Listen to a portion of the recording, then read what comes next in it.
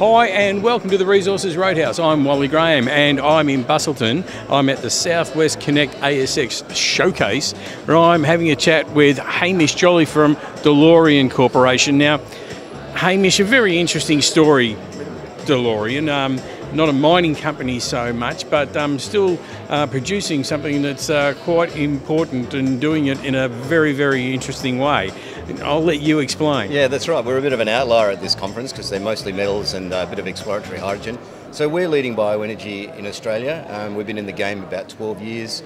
Set the business up to do EPC contracts to build anaerobic digestion plants. So we're taking organic waste from the commercial industrial markets, so supermarket food waste, brewery waste, chicken parts, etc., turning it into biogas, which we can then upgrade to biomethane, renewable electricity, and even CO2 as well. So our life, we listed in 2021 on 5 years of profit. We've been deriving income from EPC contracts mostly and an energy retail business, but we're fully integrated now and we're at an inflection point where we're moving into build, own, operate. So we're now shifting our business strategy into annuity-based income streams from delivery of a backbone of bioenergy infrastructure across the country, and basically that will be taking organics from the market and turning it into renewable gas with long-term offtakes with some major partners. And I find it really interesting because here you are, an organisation that's doing something that people are saying, why aren't we doing this? But you are and have been doing it quite successfully for some time. Are you trying to get up, we're over here, where's the radar screens, what's going on? Yeah. That is a really interesting question because we're dealing in a mature technology. We're not a tech play. There are thousands of these plants in Europe and in the UK and in the US and in China. It is a slightly different model there, but there's been some inertia in getting anaerobic digestion and getting these plants built in Australia. But we've been leading the charge for about 12 years, probably educating a market to some degree, but that's shifted significantly. So we built 3 of the 5 commercial scale plants that are in Australia for third parties, and we've got $500 million in projects to roll out of our own. So it has taken time.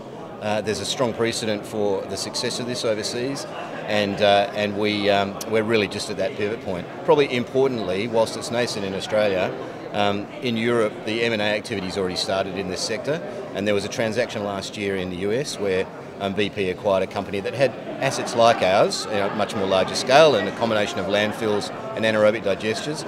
But our calculation is that was on a 41 times earnings. So it's pretty clear that the big fossil fuel companies and the companies that are in need of that can't electrify and can't decarbonise, they need to engage with renewable gas, and they're prepared to pay for it.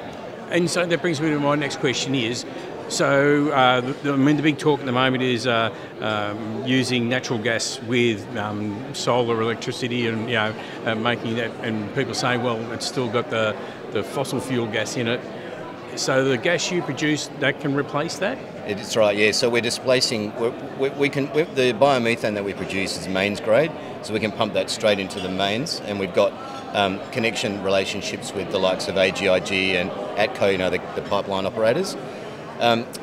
We're displacing fossil fuels in the gas pipeline, and in the process of doing that, we're also diverting organics from landfill where they're a greenhouse gas. So there's a win on the inbound side. We get paid for the fuel, and we're displacing fossil fuel on the other side.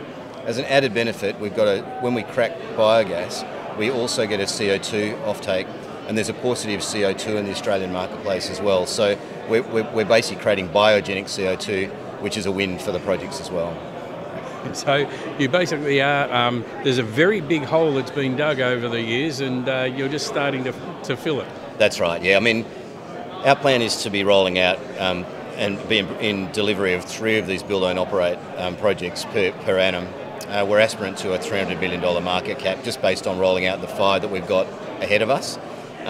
But we won't touch the sides on the amount of organics that's available, this tsunami of waste coming through the country, according to the policies to divert half of organics to landfill by 2030 on the one hand, and as we continue to push forward, we will be able to produce high demand biomethane, but we won't be able to service the whole biomethane market in Australia, or the methane market, the gas market in Australia by any stretch. So we've got a lot of growth, but we'll still only be a relatively small proportion of overall.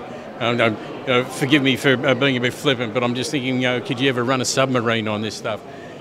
Well, we can convert we can convert the biomethane to compressed natural gas, but it's probably not going to be suitable as a liquid fuel for vehicles or for potentially for shipping. It's more a stationary renewable energy resource, but absolutely. I was just being sometimes I can't help myself. All right, Hamish, hey, look, as we were saying before we came on here, I had a chat with your Managing Director, Joe, just before, and I find it quite a fascinating story. So, make sure you keep in touch and so we can help you get the story out. That's great. No, keep an eye on us, and I feel like we're at a real inflection point now. The timing's really good for us. It's become fun again, and we're looking forward to a really prospective 2024-25. Terrific. Thanks, Hamish. Cheers.